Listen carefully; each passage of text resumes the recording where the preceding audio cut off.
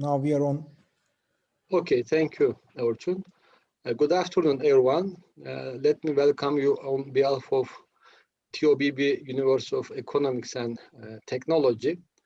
As part of our programs supported by the Japanese Embassy in Ankara. Okay, thank you.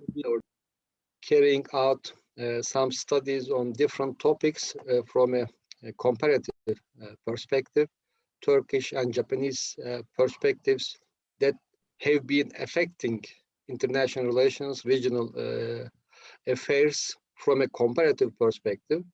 And this year, as part of our programs, we have been working on two interrelated topics. On the one hand, the global health diplomacy in the context of the new post-COVID global strategic environment. On the other hand, we have been looking at the maritime security issues. So as part of both, we have been holding different events, workshops, seminars. So today, as part of our global health diplomacy track, we are honored to host Professor Satoshi Ikeuchi of the University of Tokyo. He's a research professor on religion and global security. He has been one of Japan's leading experts on the topic.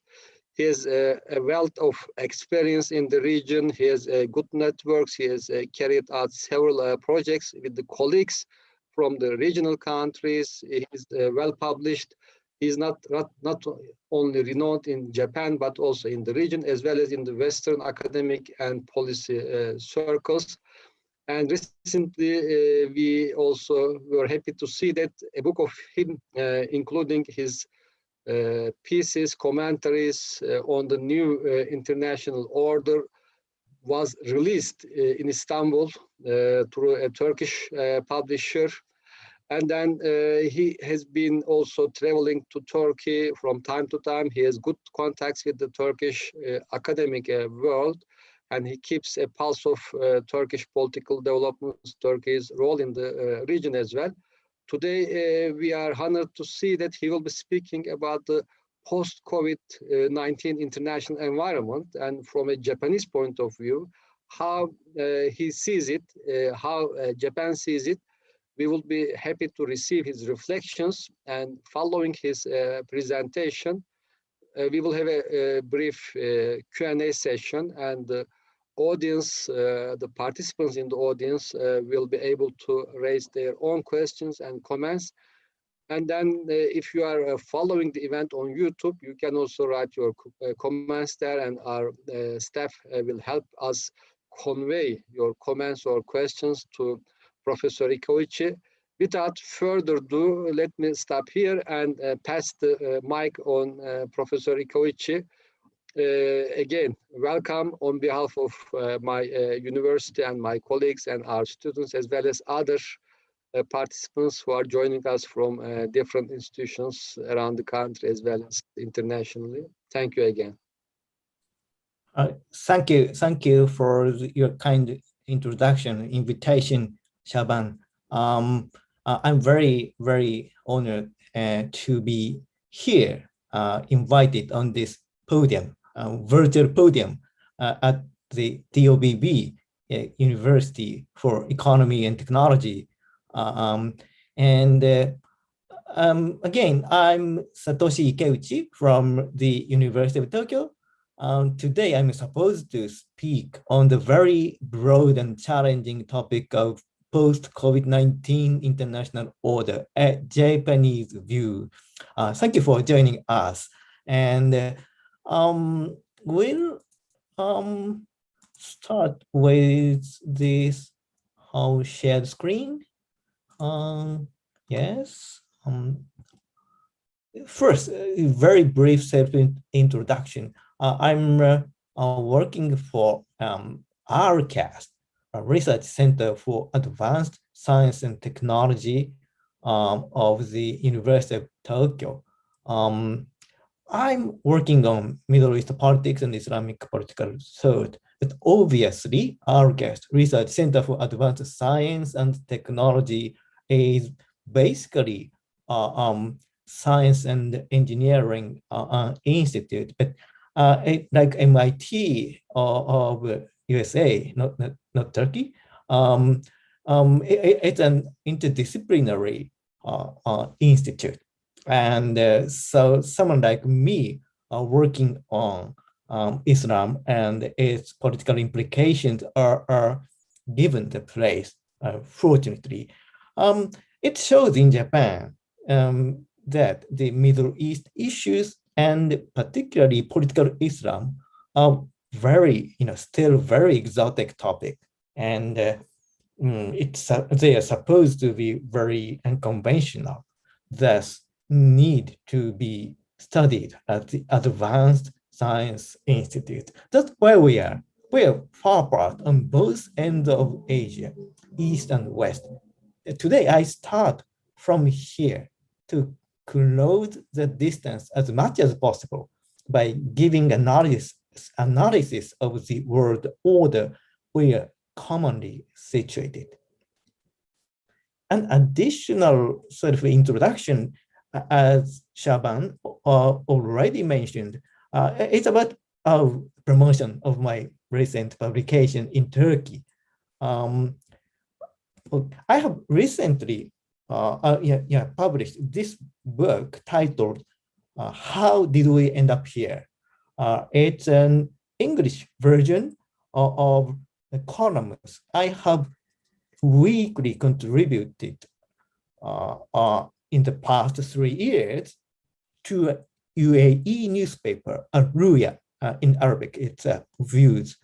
Al-Ruya is published in Dubai. The columns are published in Arabic newspaper, and I have 2 versions, Arabic and English.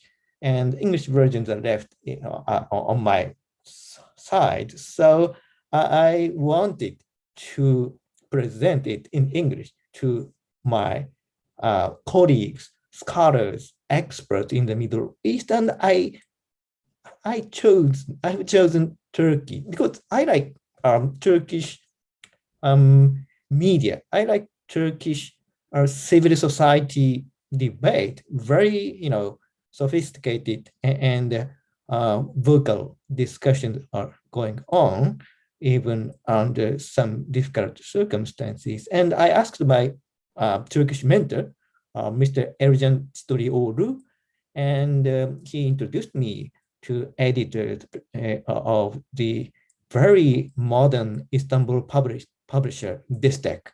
And they made it very swiftly into a beautiful work.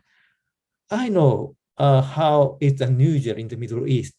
Columns published in the UAE newspapers are published in a book from Turkish publisher. Of course, UAE and Turkey politically are in a way arch rivals, arch enemies these days, unfortunately. So in the context of the Middle East politics and the media, usually writers and the opinion makers avoid, taking these 2 countries at the same time. They have to take sides. But I intentionally trespassed the usual boundary in the Middle East, and by making emphasis on my intention to be a neutral observer about the deep divisions inside the Middle East, taking advantage of the distance Japan has from the Middle East situation. There is excessive advocacy in the Middle Eastern media where each media outlets are too much associated with distinctive political forces, and their discourse is produced almost automatically from their political affiliations. Giving a neutral assessment on the Middle East issues from outside, from Japan's standpoint, I may bring something new to the Middle East. This is my ambition. That's why I have chosen publishing it from Turkey And the title and the very vivid cover designs are given by the editors of Istanbul publisher Destek. I myself proposed another title I have already forgotten, maybe something like a chronicle of the Middle East politics in the international relations in the COVID-19 age or blah, blah, blah, something. It was rejected by the publisher, rightly rejected. I'm now totally agreed with editors' decisions to reject it and replace it to another one, and put a very vivid cover and title like this. Um, uh, the so it seems to me that book title and the cover design reflect and suggest the mood of the Turkish public opinion right now under these circumstances, under the COVID-19 and yeah, very divided political situation. How did we end up here? Is it's given title, but it says a lot of things about Turkey, which originally I have not intended but with the help of Destek publisher editors, they added some value to my original draft into this book. I'd like to ask Turkish audience, dear Turkish audience, to consult Destek website or other, online bookstores like Amazon Turkey or many other online bookstores to explore this title. This book is very readable, written in very readable English and short pieces with so it is a kind of toolbox to assess the situation in the Middle East and the wider global affairs. So today's talk will really consult with and refer to this book. And if you are interested in my talk, please take one of them from the bookstore online or in the street. In the Turkey, it's exclusively for Turkey. So a Turkish edition is also coming soon within several months from the same publisher. But for English speaker who gathered today, please take one copy from this. Okay, so today's talk in this afternoon in Turkey and at night in Japan, I will talk, my talk revolves around these two central themes. The main questions are, what is the emerging international order, and recent Japanese discussions on this question. And the other question is, where is the Middle East situated in this new international order? First, I will introduce to our Turkish audience recent discussions and the policy visions of the international order from the Japanese point of view. And then, as a rare species of Middle East analyst in Japan, I try to apply this recent Japanese vision of the new international order to the Middle East. How the Middle East is situated and related to the rising new international order. We start by checking where we are. There are predominant discourses on the present situation of the world, which includes following phrases such as the fall or receding American dominance, the rise of China and the 21st century as Chinese century, or US-China great power rivalry as a new framework of international politics and the rising new Cold War, blah, blah, blah. Yes, we are in a transitional period of the post-Cold War era, and the recent polar system of the stable dominance of the United States is coming to an end, which is really felt in the Middle East. The COVID-19 crisis, pandemic, and dispute about it accelerated the US-China rivalry. But there are no, economic blocks possible dividing the world into two camps, like in the old Cold War era, two camps.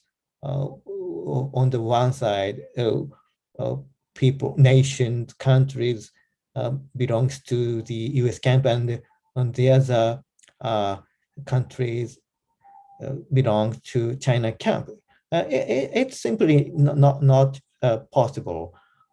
Supply chains are interconnected, and there are not much, for example, as products produced without China-made parts.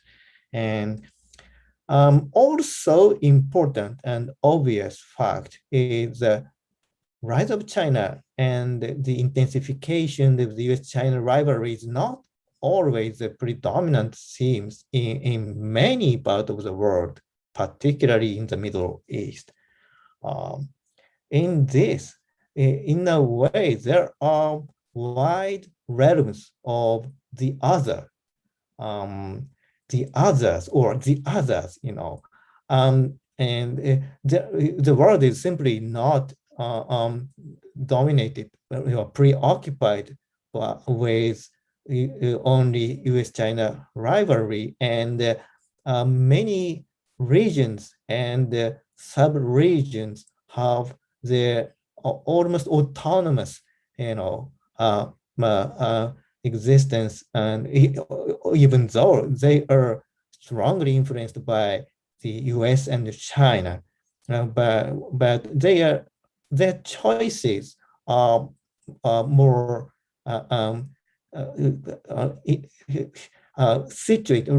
rooted in the regions and subregions.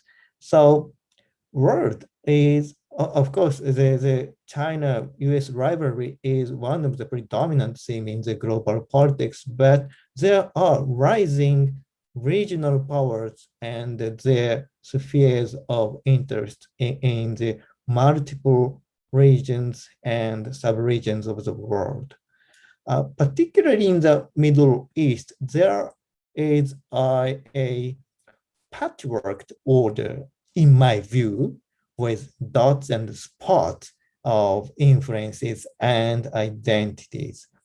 In these patchworked order, United States is still important, but some other outside powers like Russia, China are also becoming influential, and more importantly, like regional powers like Turkey, Iran, or some rising sharp power like Israel, UAE, they have also their say in the making of the new order, regional and sub-regional orders.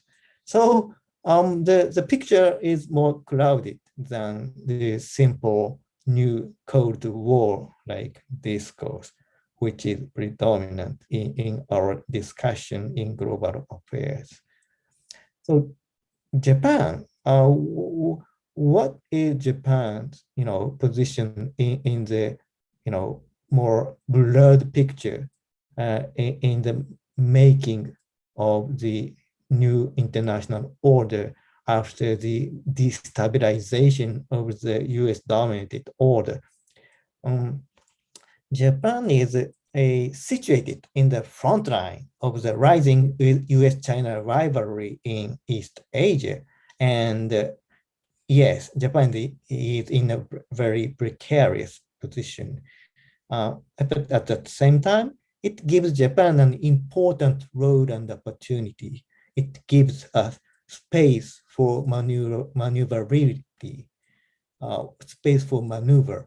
And Japan is walking a tightrope of reconciling its strengthening ties with the United States on security policy and its ever deepened economic relations with China.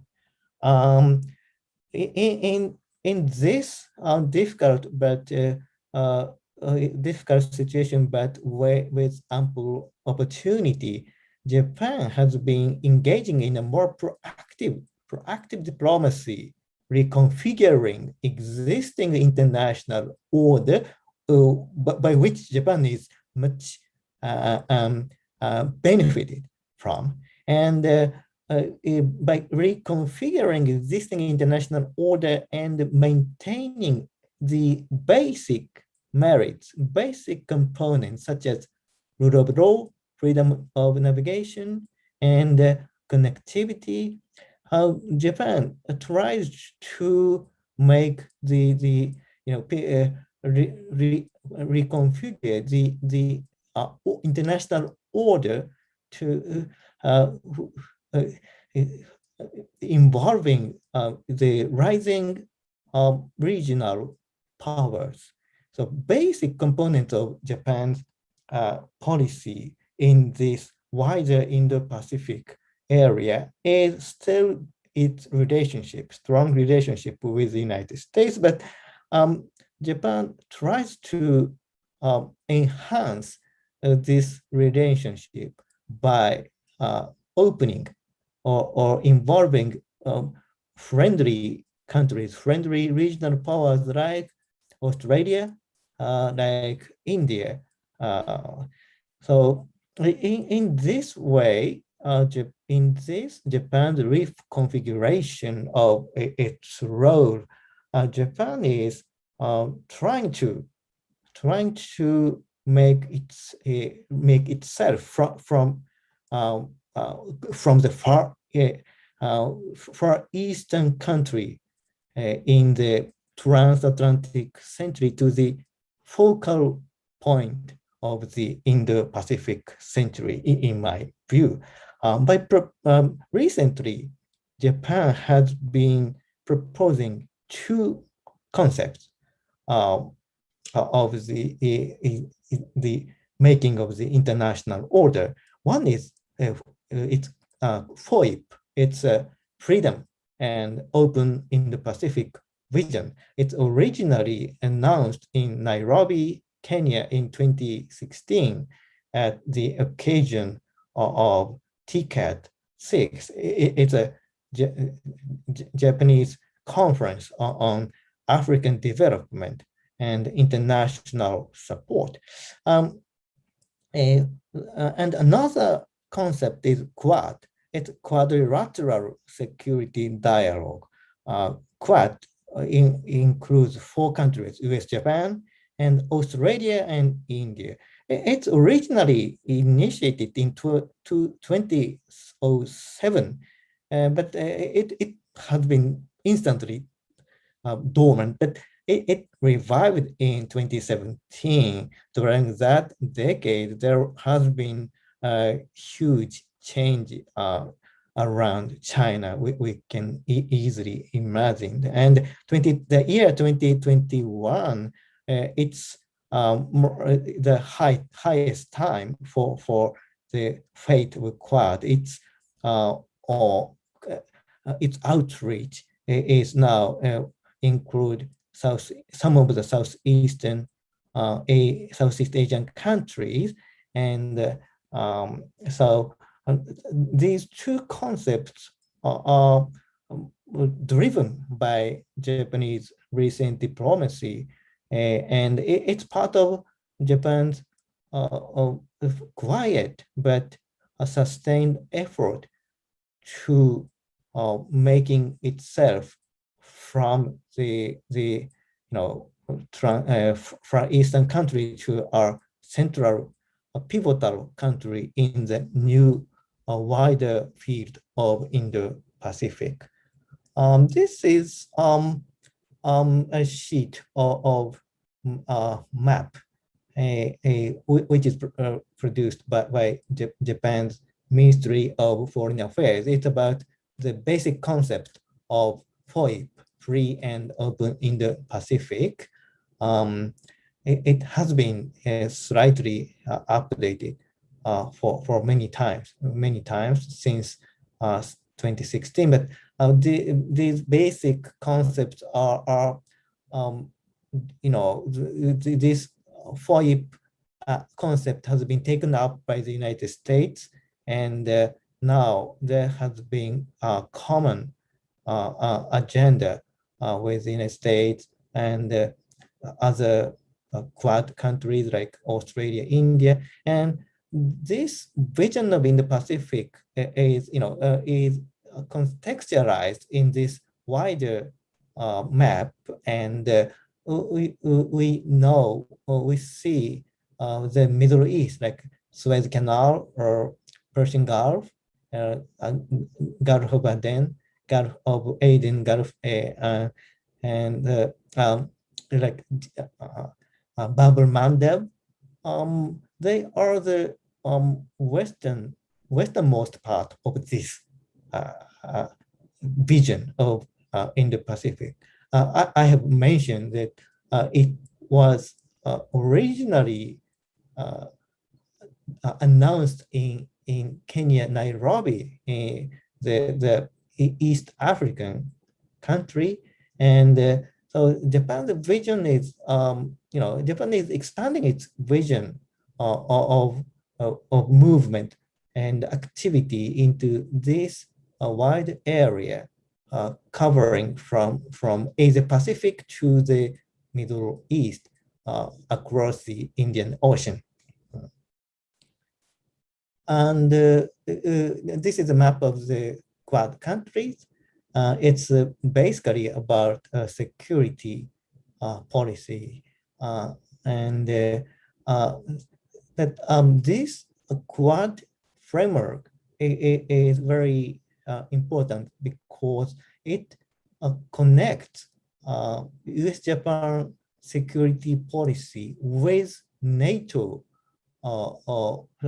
security framework. So it's a kind of bridge to the transatlantic and trans-Pacific two alliance systems. So this year, the UK is making a long travel. The aircraft carrier, new aircraft carrier Queen Elizabeth is making a trip, and this, some part of it made it into Black Sea, and there has been some issues with Russia, so we are keen at it. But it's a part of the long trip, and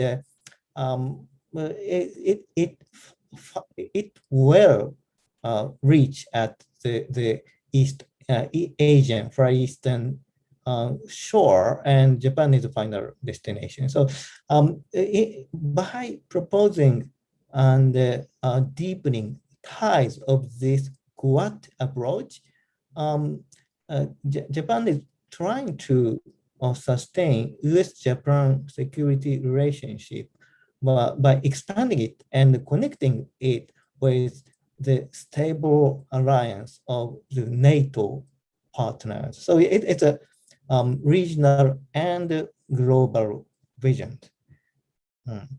So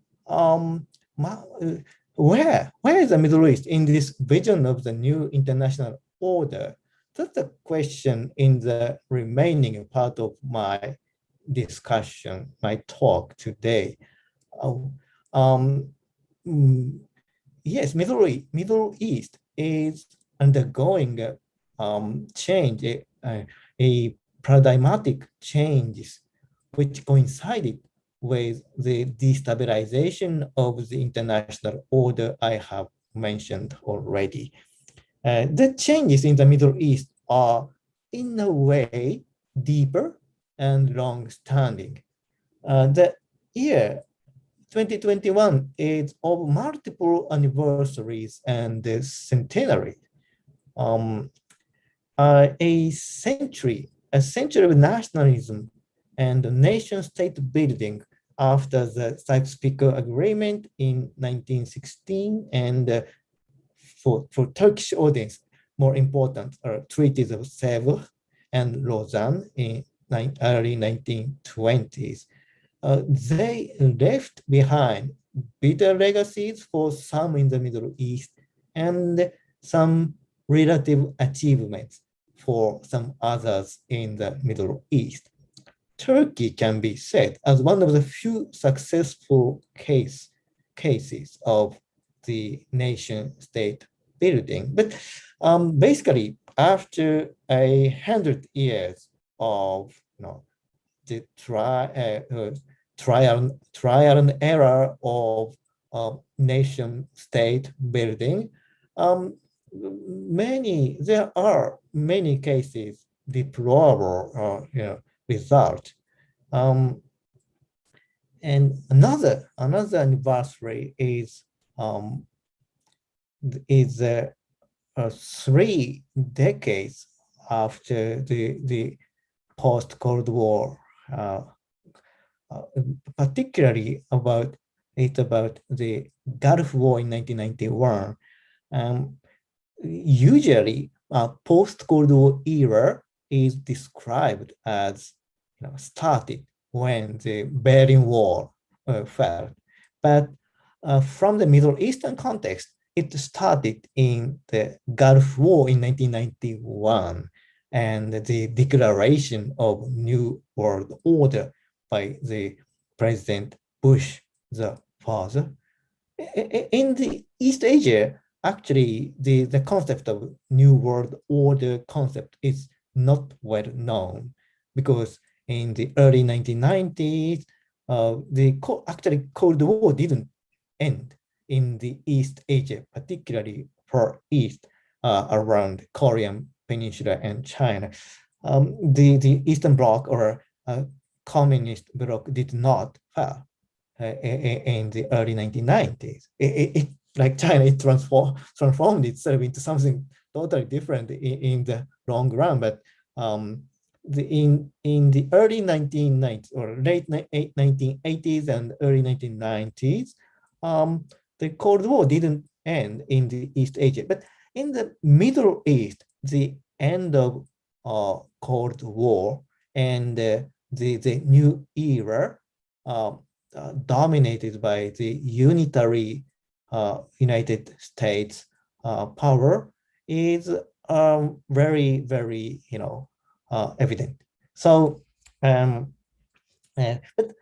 in the past 3 decades after the Gulf War, the Middle East experienced more starkly the U.S. domination and U.S.-centered international order. And it's now more destabilized. And this year is also after 20 years anniversary from the September 11, and in 2001, right after the September 11 event, the global war on terror started by the United States, particularly in the Middle East. So Middle East has been in the center of the global politics, and a lot of resources are poured into the Middle East. Middle East has been the center of the world in a way, even if as a central problem, central issues. But these days are now almost gone. At the end of this month, United States will finally to pack up the last remaining forces. And so, and of course, for the Middle Eastern people, particularly for Arab people, the year 2021 is the 10 years anniversary from the Arab Spring, which still reverberates the turmoils and the divisions of some Arab countries, and Turkey is also involved in some of the cases.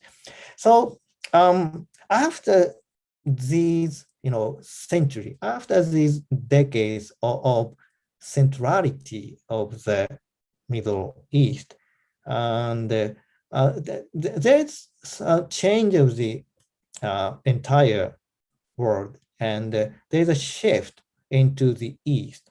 There's a shift from the transatlantic dominated world in which the Middle East is one of the most important, game for superpowers and great powers, and it's now shifted, or some call it a pivot, to Asia.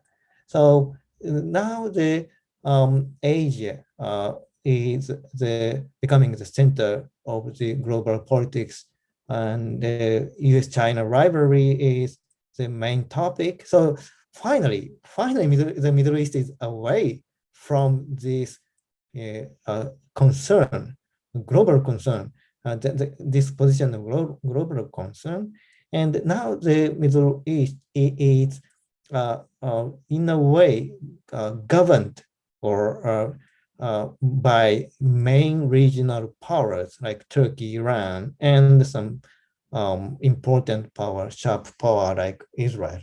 And there's a absence of the Arab regional powers in the high time, in the high time of the nation building, nationalism, and anti-colonialism in the 20th century.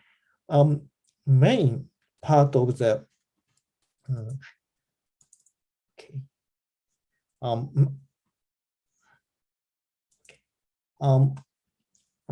The main Arab or regional powers like Egypt, and in some cases Saudi Arabia, the leading forces of the Middle East politics is basically Arab countries, because Turkey is more Europe oriented than Iran has been in a very distinct path. So, but now in the early part of 21st century, and particularly after the Arab Spring turmoil, there's a phenomenon of the absence or disappearance of the Arab regional powers, and Turkey, Iran, and Israel is replacing, and non-Arab regional powers are replacing the places which are which has been dominated by Arab regional powers. And the Abraham Accord, the intended Abraham Accord in the 2020 last year, was the phenomenon of this importance. It intended to realign these Arab-Israeli relations. In the 20th century, it has been the main theme of the Middle East politics. It has been the Arab-Israeli conflict. But now Israeli-centered diplomacy in the Middle East, it has been attempted that main Arab countries will get together around Israel and try to compete with Turkey, Iran. But after the early exit of Trump administration, it is not sure whether Abraham Accord will be kept intact, but it cannot be cancelled altogether. So it will leave some important changes in the Middle East, but it cannot be a complete one after the disappearance of Trump administration from the scene. So this is my broad description of the Middle East right now. But and in my intention is to contextualize this Middle East regional politics in the overall global change of order. And in this change, the position of the Middle East is totally, in a way, upside down. Or now Middle East is, in a way, in the far west of the emerging new Indo-Pacific, centered world order. It remains to be important. It's strategic, and the geopolitical position is still intact, but it will be reconfigured in this context of Asia-centered and Indo-Pacific centered global order. So that's my presentation, initial presentation, and I welcome your responses and discussions. Thank you very much.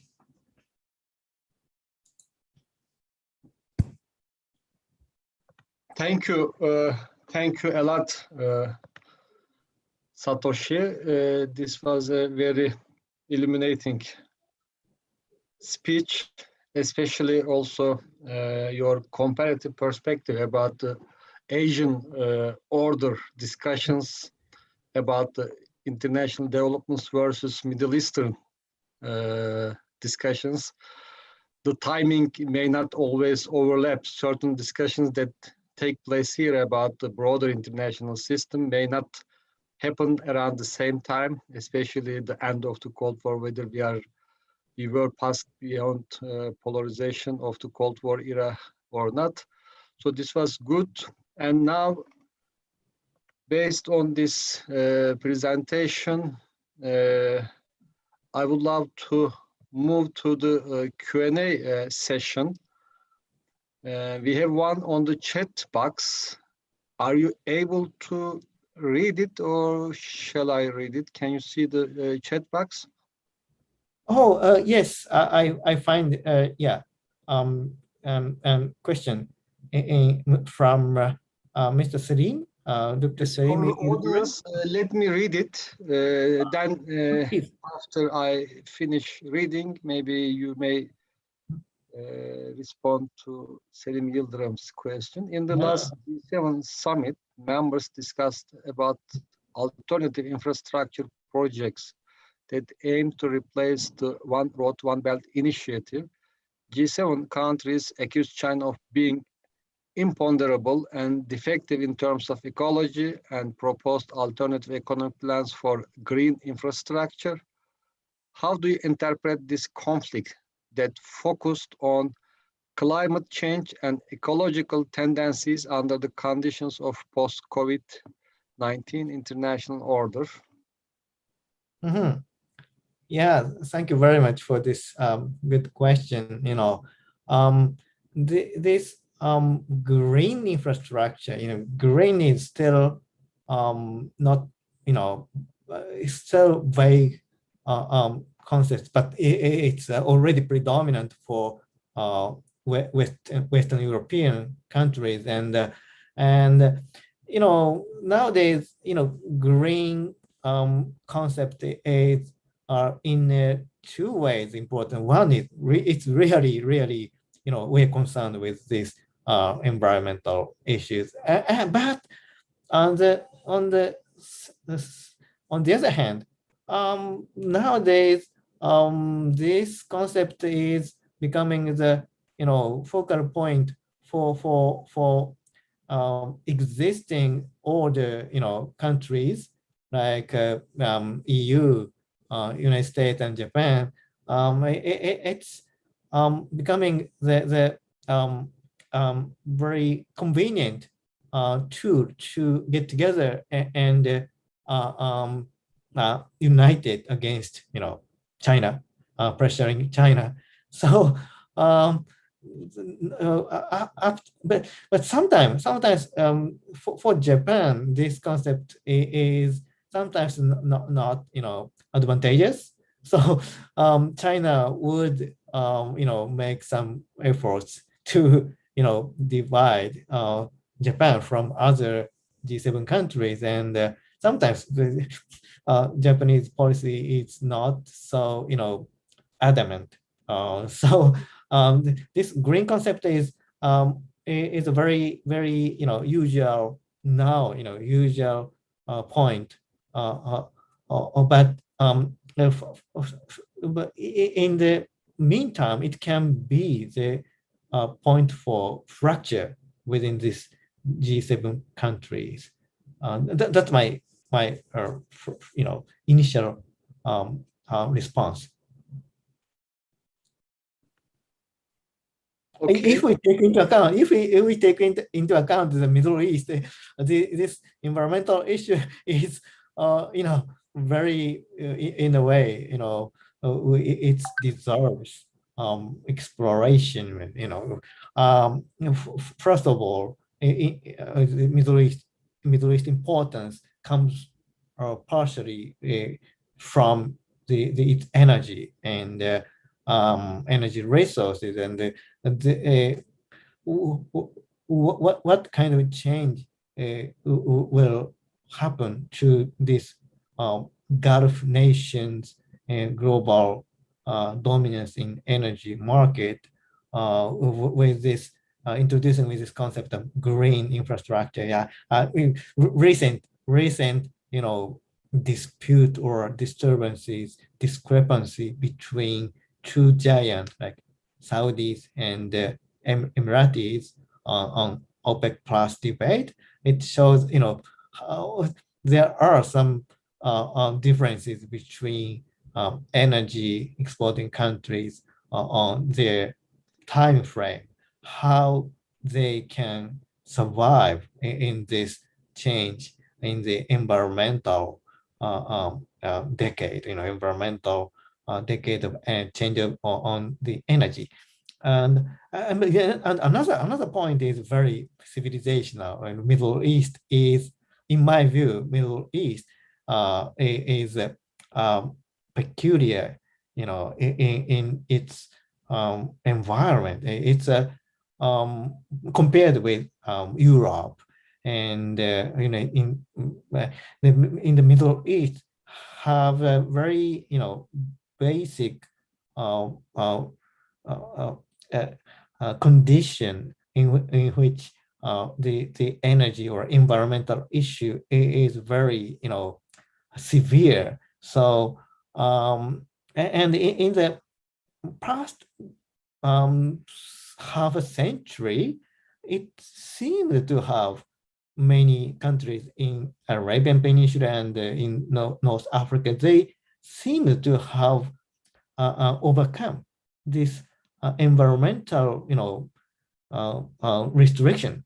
But now they are hitting the, some ceiling. And recently, I think the environmental, how can I say, repression for their basic existence is becoming, dire, and they have to make decisions in the future. And in this decision, all the civilizational country like Turkey, Iran, they are more stable, but other part of the Middle East, they will face the difficult, situation in the degradation of environmental changes.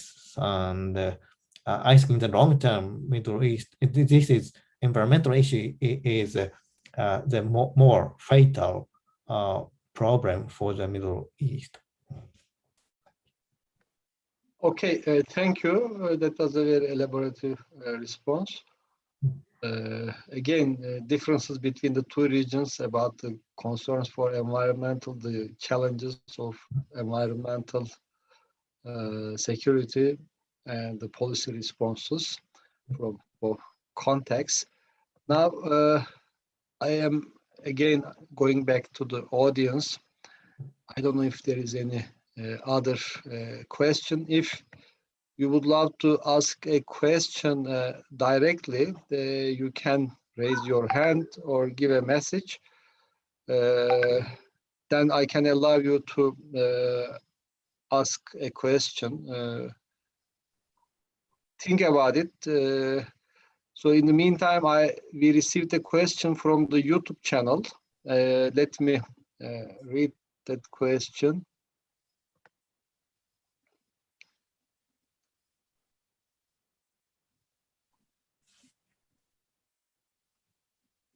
So the question says, dear professor, you mentioned the path of the international politics, the trajectory of the international politics, I mean, he wanted to say, in the Middle East and East Asia, in which a steady change is happening, going on right now. So in your opinion, which actor do you think is of critical importance to Japan and why? Mm-hmm.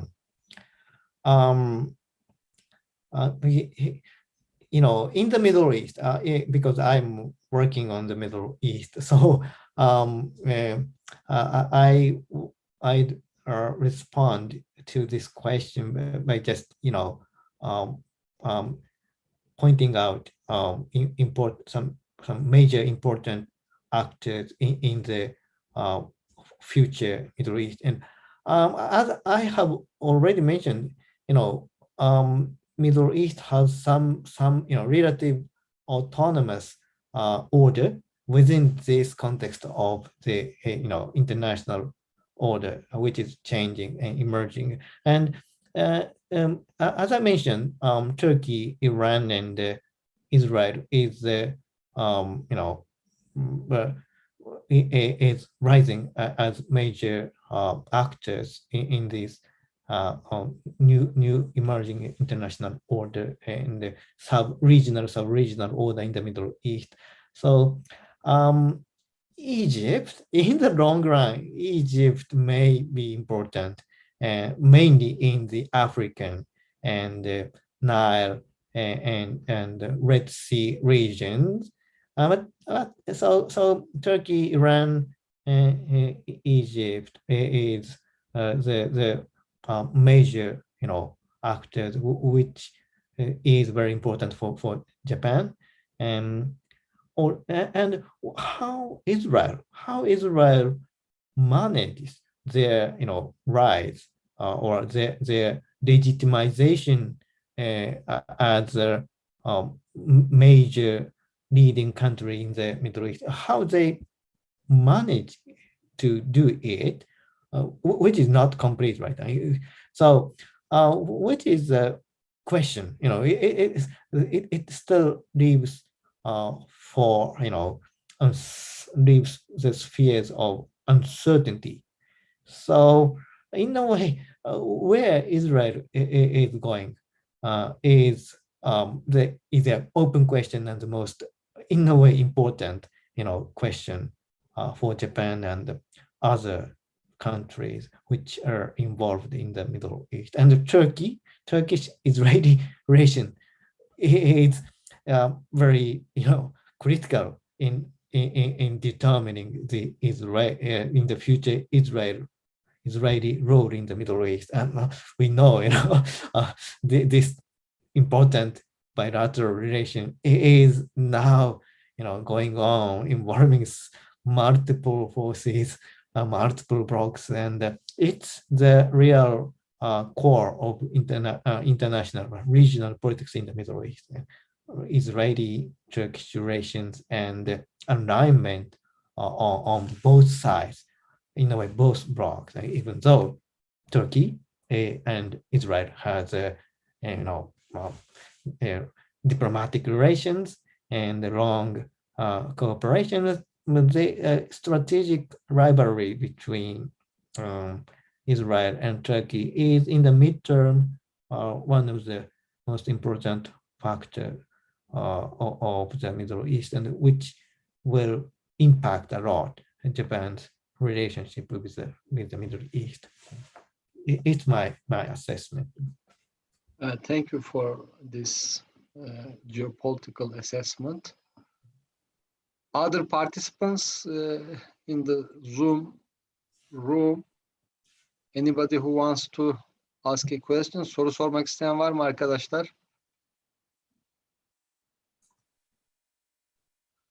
Hakan Arslan Benzer raised hand. Let's okay, now Hakan, you should be able to talk. We can hear you, right? Okay. Okay. First of all, thank you for your speech. You mentioned that Japan is in a precarious position because of the rivalry between China and USA. Do you think Japanese diplomatic power or American diplomatic power might have a positive effect for future conflicts? Can the diplomacy between Japan and China, or Europe and China, or United States and China, can prevent further conflicts over current issues?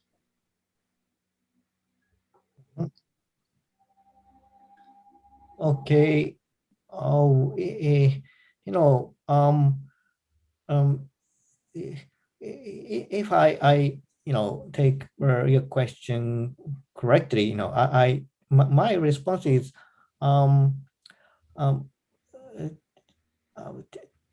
China-U.S. relations, will be in a hard time in the next decade. It's not this year, 2 years, but it happened in the front line, not in Japan, but like in Taiwan, or in islands in South China Sea, and maybe East China Sea. So the conflict would be very, from outside, like Middle East, the conflict may look like very marginal, and but it starts this marginal area. So, but one of the difficult issue would be Taiwan. So, and we have been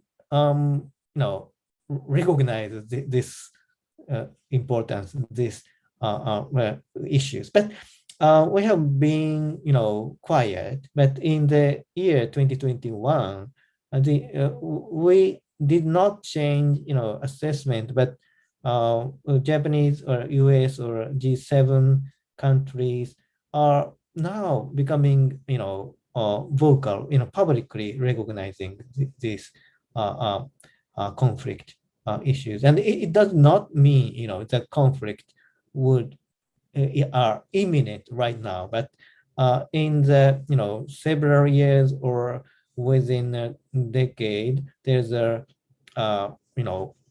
possibility that conflict would become a reality. So preventively, there are in 2021, preventively there are diplomacy or declarational policy to prevent it, but it may there's a possibility danger of it may accelerate the situation. So the situation is not so clear right now, but basically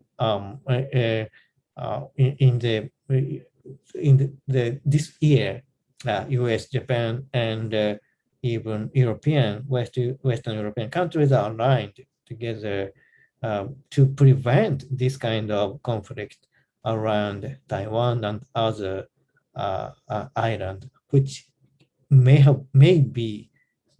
seem to be marginal from the outside, but inside it's very important. Thank you. Okay, thank you. Hakan, is that clear enough? Oh yes. So you say it's unclear right now. Sorry? So it's not clear if diplomacy will be enough or not. Yeah,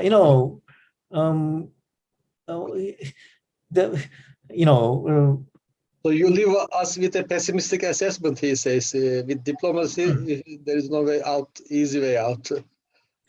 Yes, there's no easy way out, but most of the critical issues are irreconcilable for both of the camps. But that's why there are recognize the need for pressure. So yes. The diplomacy is still the option that main predominant option, but from the assessment based on the assessment of common assessment of Chinese internal development, just diplomacy is not may not be enough in the midterm. So there is a policy of pressure around which U.S., Europe, and Japan is aligned themselves united. So that's my answer. Okay, thank you. Thank you. Other participants?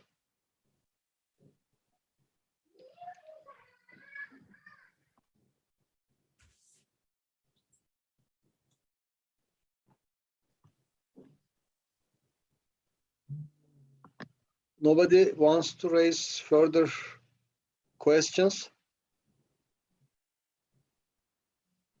Okay.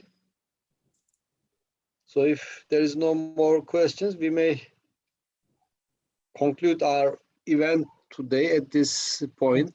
We are gonna make this event available on our website, and also we will have it transcribed later, make the transcription available on our website as well.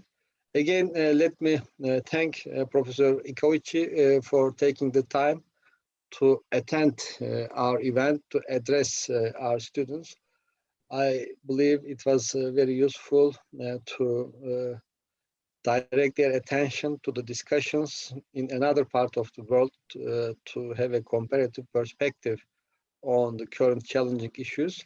And yeah, hope to see you soon physically, either in Turkey or in Japan. Actually, as part of our project, we were also planning to visit again Tokyo and other cities of Japan. But unfortunately, of course, it is not feasible. Despite the easing of restrictions, still the overall travel conditions suggest we better avoid it at this point. And I wish you have a good evening, given the time difference. And I wish everybody all the best for attending our event today. And we will keep you posted about the future events. Thank you. Thank you very much for giving me such a valuable opportunity to talk with such a lot of audiences, which has been difficult under COVID-19 restrictions. So I really hope to see